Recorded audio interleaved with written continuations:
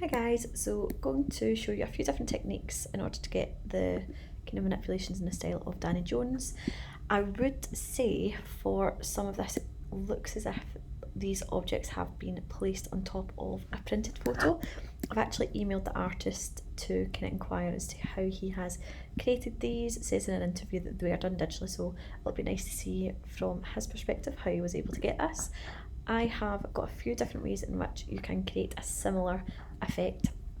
So first thing you're going to do is have your image, drag that into Photoshop. As always, I like to duplicate the image just in case I make any mistakes or I want to make any new changes. In terms of kind of areas to select, again, it can be circular, it might be rectangular, you might have the custom shape. In any instance, you will go to and use, let me just drag this a little bit bigger, you will use either the marquee tools that you see here, so rectangular, elliptical, or you can use the polygonal or the lasso tool, depending on, so if you want the lasso tool, it can give you more of an organic shape. That is entirely up to you. For this one, I'm just going to do the elliptical. I am going to just grab an area of his face, and then with this one I'm going to copy and then paste. So I've got this as a separate kind of entity, so I'm going to do Command C, Command V, and then what you'll see if I take this image away is just that little section there.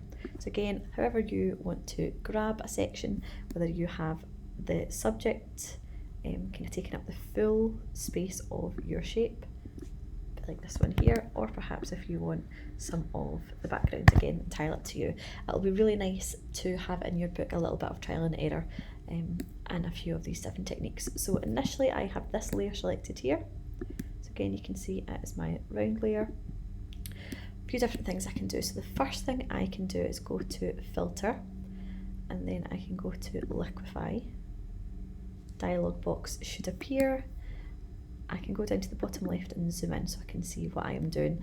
Now with this, you can really use any of these tools here to be able to distort your image. The easiest one probably would be using this kind of forward warp tool, a little one that looks like a finger press, and you can change the size of your little brush.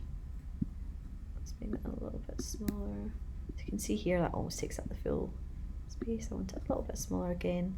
And then all I need to do, depending on the pressure that you want, the density, etc., I can drag areas of that image, so I can really be quite precise in how I distort this image.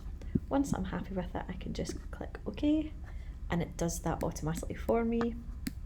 From there, what I would recommend is that you then rotate your work in some way and it looks a little bit offset, and then again just hit enter. So again, you can rotate your work. So that's one way in which you can do it.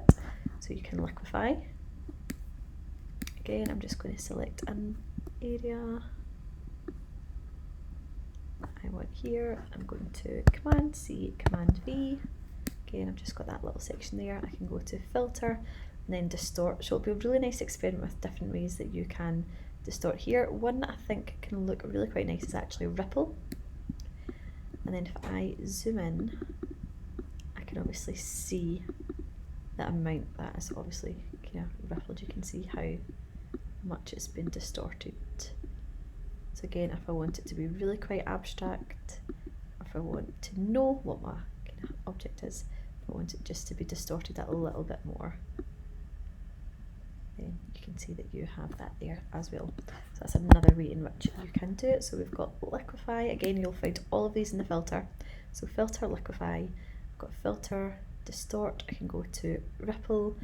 I can go to Twirl, Wave, Zigzag. So these are all things that you can use to manipulate your photos in some way. But again, make sure that you have copied your image. You can have a selection, again, if you want it to be the polygonal lasso tool. You can be very, very precise in the area that you want to have selected, really quite geometric. The lasso will give you more of an organic shape. So experiment, make sure in your work you show the before and after, a little screen grab or a little bit of an explanation as to your process. So what filters did you use?